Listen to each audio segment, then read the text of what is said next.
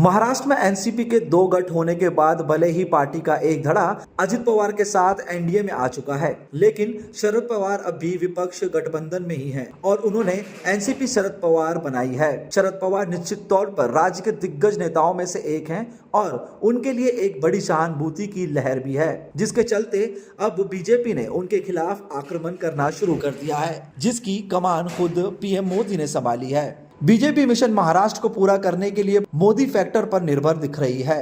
वही परंपरा से हटकर शरद पवार के खिलाफ पीएम मोदी के हमले बेहद ही आक्रामक हो गए हैं।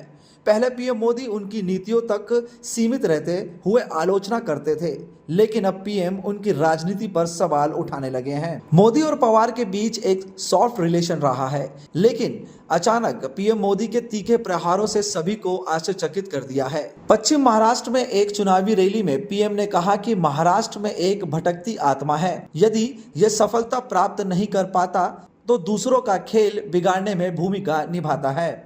पीएम मोदी ने कहा था कि महाराष्ट्र ऐसी भटकती आत्मा का कैदी और शिकार रहा है। पीएम मोदी का यह हमला सीधे शरद पवार को लेकर माना जा रहा है। इतना ही नहीं, पीएम मोदी ने शरद पवार को लेकर यहां तक कह दिया कि जब पवार अपने परिवार को नहीं संभाल सकते तो वे महाराष्ट्र को कैसे संभालेंगे। दिलचस्प बात यह रही कि इन दोनों बयानों का पवार ने जवाब नहीं दिया। उनका मानना है कि यह एक स्पष्ट संकेत है कि मोदी को एहसास हो गया है कि वह जमीन खो रहे हैं। हमले को अपने अंदाज में लेते हुए पवार ने कहा कि हाँ, मैं एक अवस्थ आत्मा यानी कि अशांत हूँ।